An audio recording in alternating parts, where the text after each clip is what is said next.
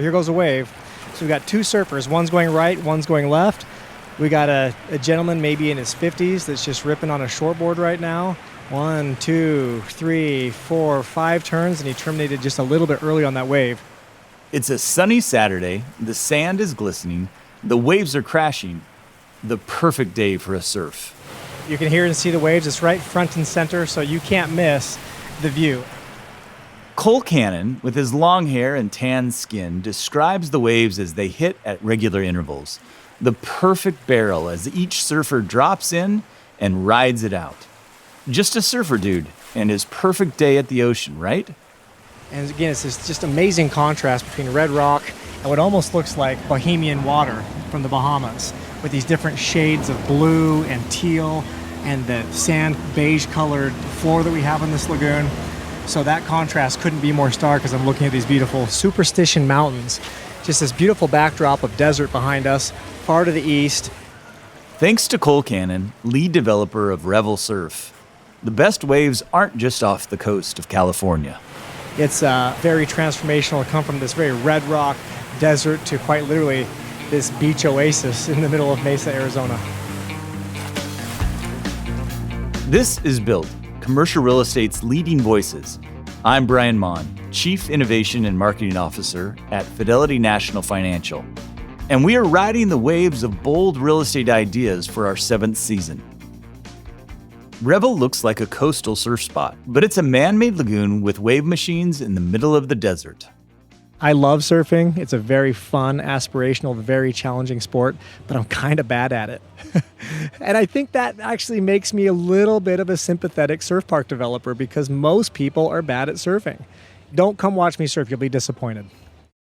Though Cole Cannon may look like a surfer, that's not what led him to become the lead developer of Revel Surf Park. Don't tell anybody, but I'm an attorney by trade, so I don't like to broadcast that too often. I just didn't have the focus to just be only an attorney, so I wanted to be a developer myself. And I started developing projects actually in my first year of law school. My first project was a series of townhomes in downtown Salt Lake. And I made a career of building projects that are a little bit ziggy, if you will, while everybody else is zagging. The zigging started for Cole early on, when he was a kid in the landlocked West who craved surf, sand, and Disneyland. So I was just a Utah kid in a single-parent home that always wanted to go to the beach. And I had been on American Online, and I had discovered this amazing place called Orange County. And at this amazing place, there was Disneyland, and there was beaches, and there was promenades, and it was like the best place I'd ever heard about. And I said, Mom, we have to go to this Orange County place.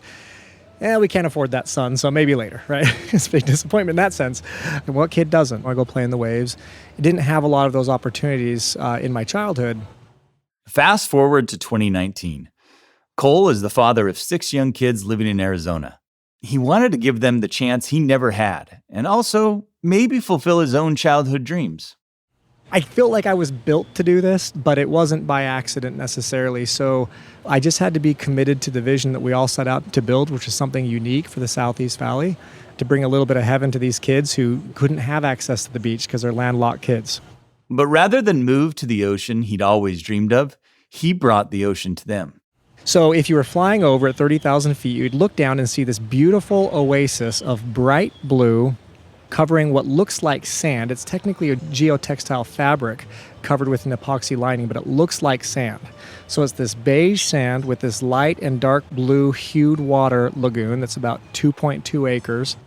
While the park is something of a dream realized, it wasn't just built on dreams. Cole is a savvy developer and saw that this was fulfilling a practical need for young families like his, looking for something to do with their kids that the whole family would enjoy. I moved here from Utah in 2016, and I thought, man, this is the best state in the union, but there just needs to be more to do, all right, for us young families. I found myself commuting 30 minutes to go find a trampoline park, for example. So I live actually 15 minutes away from this project site. Number 2, I think often of, this life is short. You got one life to live, and how are you going to spend it? A surf park, a beach that mom can enjoy reading her book in the shade on the beach where the kids are fully lifeguarded away from her and maybe dad's out there surfing. I'm talking about my family, right? And I just, in my gut, felt like there's so many families who have the same challenge that I do that they're going to come. So I'm looking at a couple kids who are playing in this little tide pool. It's about 20, 30 feet wide and by about 200 feet long. And it just creates a fun little swim zone for kids to get splashed around. And I've seen little kids in life jackets that are 9 months old. And I've seen adults sitting on our little sandbar letting these 6-inch waves just hit them, cool them off, knock them over. And there's nothing more relaxing than the sound of water. It's kind of euphoric, frankly. We've got a beach grill, we've got cliff diving lagoons, and then outside of the aquatic resources or assets, you have traditional commercials. So we have Vietnamese food, we have Indian food, we have nail salon, a massage parlor, we have a Veda hair salon also, IV drip infusion. So it fans out to this more traditional shopping center because, again, we're trying to create a hub where everybody has got something to do. If you build it, they're going to come.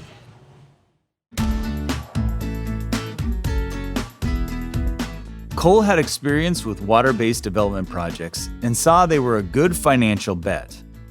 So right before we started building the surf park, I just finished building 2 water ski lakes with 58 homes on it up in Montana. So that was a pretty powerful introduction to aquatics and liners and the excavation and the water rights and all those fun things. But despite his experience, there was still a steep learning curve to get from lakeside development to building his own surf paradise. Cole describes the next phase as like 2 great foods coming together. And I met a guy named Matt Gunn, who's my partner here on the surf phase. This combination of this kind of peanut butter and chocolate moment of me meeting Matt. I was always interested in surf technology. I couldn't find one I really liked. He had some beginnings of that technology, and he had been tinkering with some wave technology in his backyard. We went and looked at it, we refined it, and we built the first model in his backyard. It was a 1:8 model, about the size of a driveway, if you will. And we flooded his neighbor's house twice building this thing. I don't think the neighbor talks to him to this day. I'm serious. This is like a big problem, right? We've said sorry, we've fixed everything, but yeah, it's still a problem. They had the idea, but not quite the skills to execute it until they met John Bushy. You got Matt the surfer, Cole the lawyer, and we have one engineer named John. And John's brilliant. He's probably built more wave machines than anybody on earth, but he never built a surf wave machine. So one mechanical engineer, one surfer, one lawyer. And we set out to build this project. And so there was a lot of this that was almost like building an airplane while you're flying it. You know, most people have capital to just build the prototype first in a laboratory somewhere and then go commercialize it. And we took this little mini version that we had in his backyard and we biggie sized it to what I'm looking at as we speak. It's producing waves as we speak. This is not quite your typical water park wave pool. The waves at Revel are truly remarkable and, most importantly, surfable.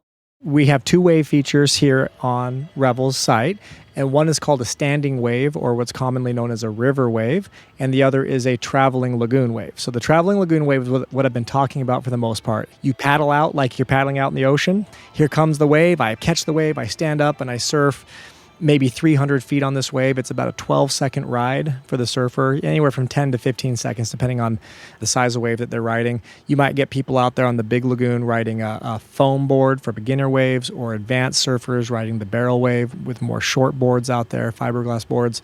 So that's the big lagoon. That's what most people would traditionally associate with surfing.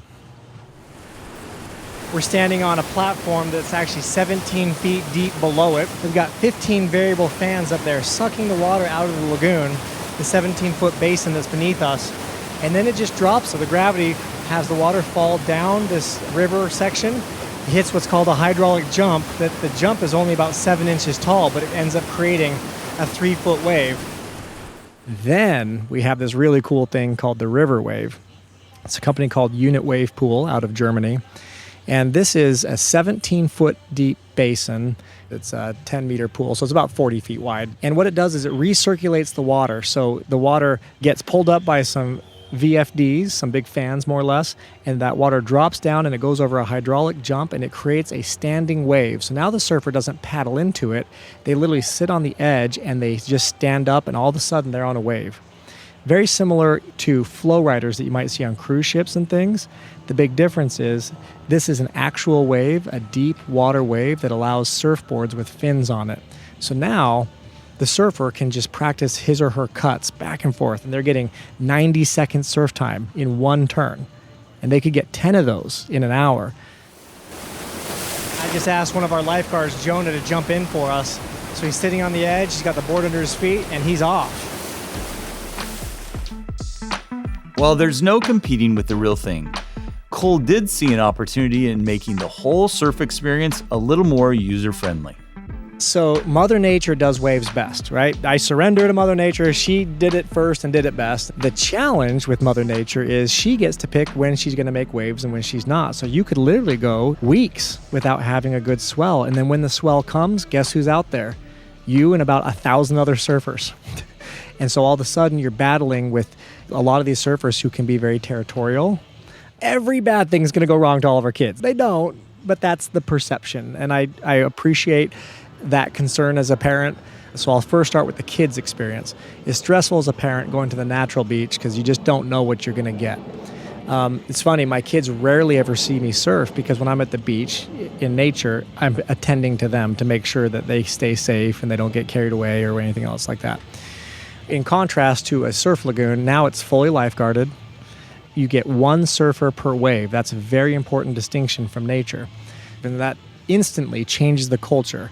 I'm not competing with you for this wave, so all of a sudden, I'm going to cheer for you. I'm going to give you a pointer. I want you to catch this wave because it's no skin off my back. Maybe you're going to help and give me a pointer when it's my turn, right? So we're all you line up, and then here comes John's wave, and here comes Cole's wave, and here comes Matt's wave, and we take our turns. And that creates, I think, a really healthy culture. Being able to control the waves, both their size and frequency, also makes the whole experience more accessible for a range of levels. The actual wave amplitude and the predictability of the wave is the other thing that wave pools are really great at, because we can produce the same exact wave 300 times in a row if we want. We have a beginner hour. The advanced people leave, the beginners come in, and we turn the wave amplitude down. And that allows the surfer to practice that 360 or get that barrel ride that they've been trying to do. For professional surfers who need to get their reps in, this type of controlled environment can be a really valuable and efficient way to train. But it also helps customers feel like they're getting the most bang for their buck. We want people to say, yeah, I got my money's worth. Wow, that was amazing. We find that the customer satisfaction is very high because we limit the number of surfers we have in our pool to make sure that they're getting their 12 waves per hour. We just want to be worn out. That's a pretty good goal. There's only maybe 10 people at most, and they just wait 10 minutes and they're up again. So they might pay $70 an hour to surf on that river wave, and they'll pay on average about $100 an hour to surf in the main lagoon. The highest amplitude of the wave, and it's only for about 2 or 3 seconds of the wave, it can get 6 feet high. So that's the highest moment of it, and then it'll collapse, and then it'll be 4-foot wave, 3-foot wave, 2-foot, terminate down to 0, of course. We also let kids, and adults for that matter, get boogie boards, and they can boogie board at no additional cost on the leftover waves. So when the surfer rides the wave from the deep end towards the shallow end, they'll terminate maybe 50 feet from the actual shore, and then from that point, the little boogie boarders can get on and just ride the leftovers. And that's been a big hit out here. These waves are the main attraction, but were no small feat or price tag. We had bought the land. I went out on a limb and funded what we call the prototype wave. We'd built several $1 million of wave technology, and I turned on the wave.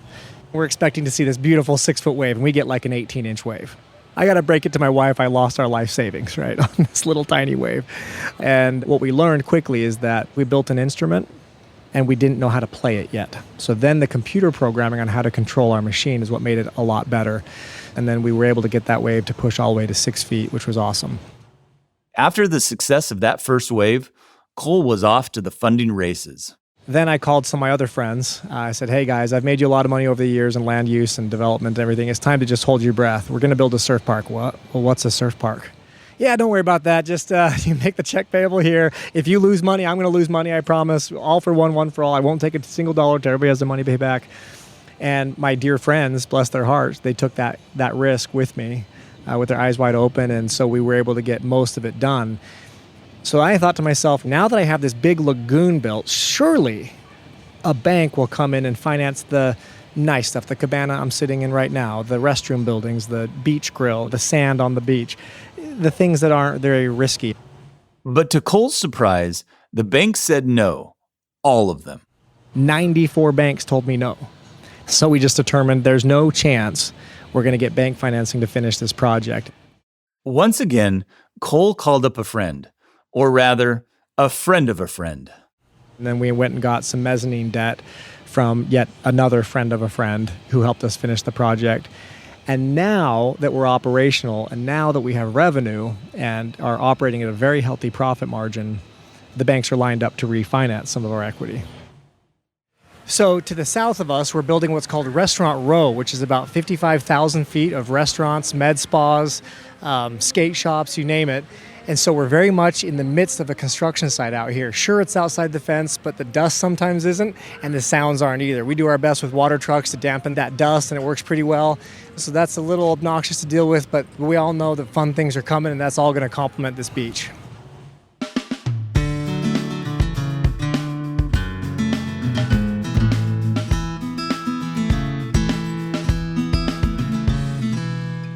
The whole project is 40 acres, 2 hotels, office building, 122,000 feet of flex, 80,000 feet of retail. That project cost $320 million is our forecast. We're about $120 million into that currently. The surf phase, which is the anchor of the whole project, which is only 4.5 acres, that's with the sand, the beach, the cliff diving, the surf lagoon, all that stuff. That price tag is about $42 million.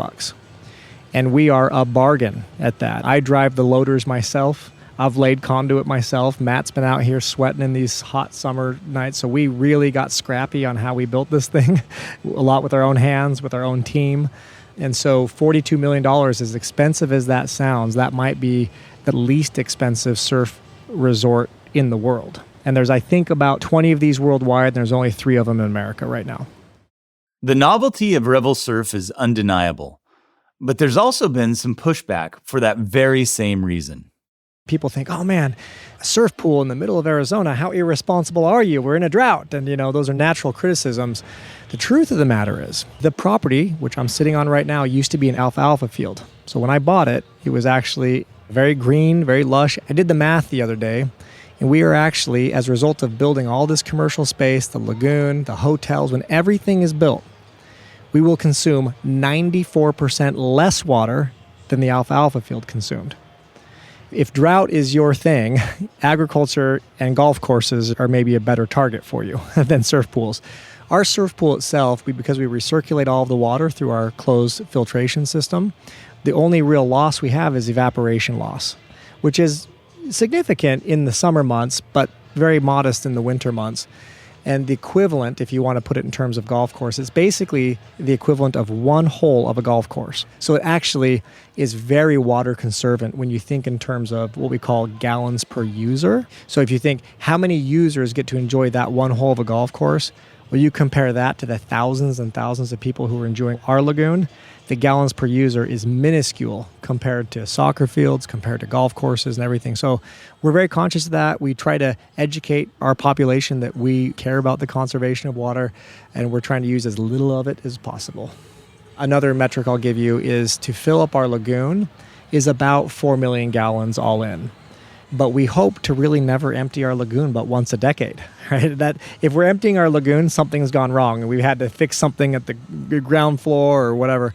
And so all the repairs that we've had to do on our wave machine, we have actually done submersible. We put on scuba tanks and we get in the water and do it. We can weld underwater. We don't want to empty this lagoon. We don't want to waste this water. So we're over here at the cliff diving lagoon and you see a little bit of construction out here to your west. What we're going to do is take down the fence and build 2 sand volleyball courts. We actually ran out of sand, so you can see they're half filled with sand right now, but we got more sand coming from Florida, and we're gonna have night lights on those. When it comes to surfing, water isn't the only element. Sand is a huge part of the beach experience. So Cole became something of a sand connoisseur. So I was a sand snob for 2.5 years. I shopped for the right sand. I'm telling you, I went to private islands on cruise ships and everything, and I took little samples of their sand, don't tell them, and I'd bring it home to my sand purveyor, and I'd say, okay, we kind of like this, but it's a little too dark. To get that right mix that it's pliable enough that with water added to it, you can make a sandcastle. It's light enough that it's not hot. It's dark enough that it's not blinding. It's not dusty enough that it creates a flume of dust that gets in your filtration. All these things you have to consider. Just when I thought I would never find my perfect sand, we ended up finding it in the panhandle of Florida, of all places. And, we get a lot of compliments on our sand. People love it. Kids love it. Me and my partners don't love when the sand ends up in the lagoon, but that's just the reality. Kids, we'll just see kids like get buckets full of sand. Just take it from the sand and dump it in the lagoon. We're like, no, We're already being approached by high schools who need sand volleyball training. Apparently there's a shortage of those out here in the Southeast Valley, so we're excited to add that. On the east side of the lagoon, over there by the river wave that we walked by, we're also going to be adding 4 pickleball courts under shade. Already, Revel Surf is becoming far more than just a spot for surfers, expanding to create a whole complex that caters to a wide community. We have a 6-acre, 122,000 square foot industrial flex building that will have electric go-karting, bowling, movie theaters, a thing called KTR, which does ninja, parkour, trampoline, skate ramps, razor riding, all that fun stuff for the teenagers. We have 2 hotels that are not yet built, but plan to be built, that go up against the lagoon.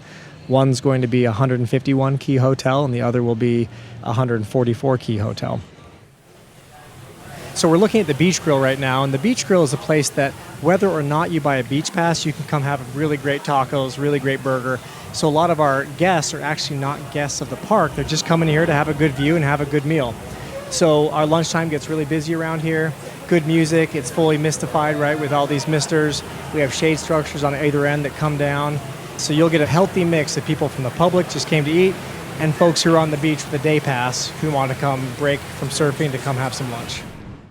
And if you thought one surf park was bold, think again. We're going to take our newfound skill set and we're going to go to McKinney, Texas, which is north of Dallas. And just an amazing city council, economic development directors. They're standing behind us on permits and expediting things and just been super supportive. And it's just really refreshing to kind of see this hard work pay off where people now can see the vision. 10 is our career goal. Currently, that's what the team's vision is set on. And to accomplish that, there's going to be a lot of simultaneous builds happening. I had a Hawaiian guy in tears give me a hug and say, Cole, you don't know me, but my name's Malachi and I am terrified of sharks. And I'm from Hawaii. He said, you know how bad it is to be terrified of sharks and be from Hawaii? He said, that stunk growing up, but you've changed my life by building this great place. Thank you. And I'm not taking all the credit. I've got an amazing team. I've got amazing partners. We've talked about some of them. So our goal is to sincerely build some legacy that people can just have that community, have those memories, have that reservoir. And that's really fulfilling. That's a good life to me. Way better than building storage units. Cole hopes Revel will continue to expand to provide access and opportunity to kids like him, ones from the Midwest or the rural plains or the desert South, who dream of the faraway ocean, but may never have the chance to get to the real thing. This big, bold dream of Revel Surf has made possible what he never thought would be. And who knows? A gold medalist surfer from Arizona. I see that in the future. Thanks for tuning into this episode of Built. Stick with us this season as we explore more bold ideas, like transforming a brewery into luxury housing, a nonprofit battling homelessness in creative ways, and spotlighting more bold projects from across the nation.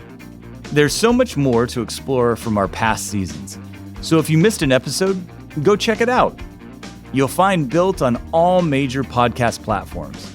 And if you enjoy the show, don't forget to leave us a rating or review.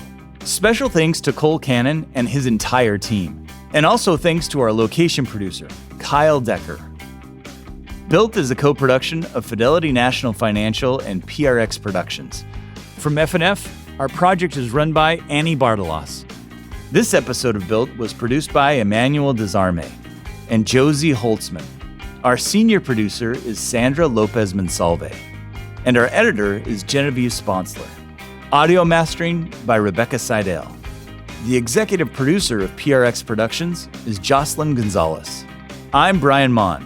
Thanks for listening to Built, where we explore bold developments in distinct markets reshaping our built world.